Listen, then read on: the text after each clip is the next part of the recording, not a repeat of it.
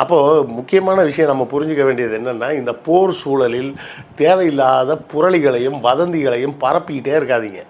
இப்படி பரப்புறது மூலமாக சரிங்க, அவங்க ஆசைக்கு அவங்க ஏதோ பரப்பிட்டு போகிறாங்க, உங்களுக்கு என்னங்க பிரச்சனை, நீங்கள் கடந்து போக வேண்டியது தானே அப்படின்னு சொல்லி சில பேர் சொல்லலாம்.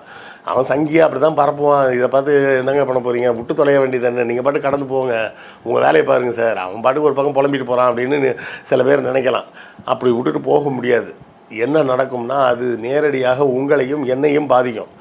என்ன நடக்கும், இந்த செய்திகளை கேட்டு கேட்டு கேட்டு ஒருத்தன் என்ன பண்ணுவான், நேராக போவான், போயிட்டு ஒரு 50 கிலோ அரிசி கொடுங்க, ஒரு 25 கிலோ கோதுமை கொடுங்க, அது இதுன்னு எல்லாத்தையும் மொத்தமாக வாங்கி கொண்டாந்து வீட்டுக்கு வருவான்.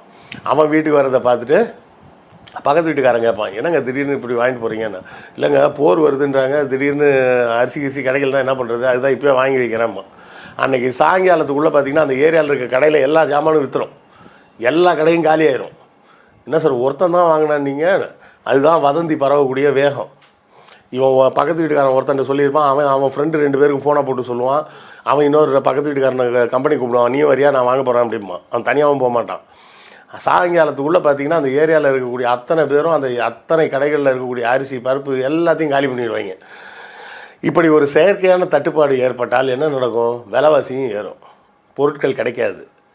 அப்போது தேவையில்லாத பதற்றம், தேவையில்லாத விலைவாசி உயர்வு, தேவையில்லாத தட்டுப்பாடு, இவ்வளவும் எது மூலமாக நடக்கும், சாதாரணமாக ஒரு வாட்ஸ்அப் நியூஸுன்னு நினச்சிட்டு நீங்கள் ஃபார்வேர்ட் பண்ணுற ஒரு நியூஸில் கூட நடக்கும். ஸோ தயவு செய்து எந்த விதமான வாட்ஸ்அப் ஃபார்வேர்டுகளையும் ஃபார்வேர்ட் பண்ணாதீங்க. ஒரு குரூப் ஒன்று இருக்குது, அந்த குரூப்பில் ஒரு நண்பர் இருக்கார், அவர் என்ன பண்ணுவார் தெரியுங்களா,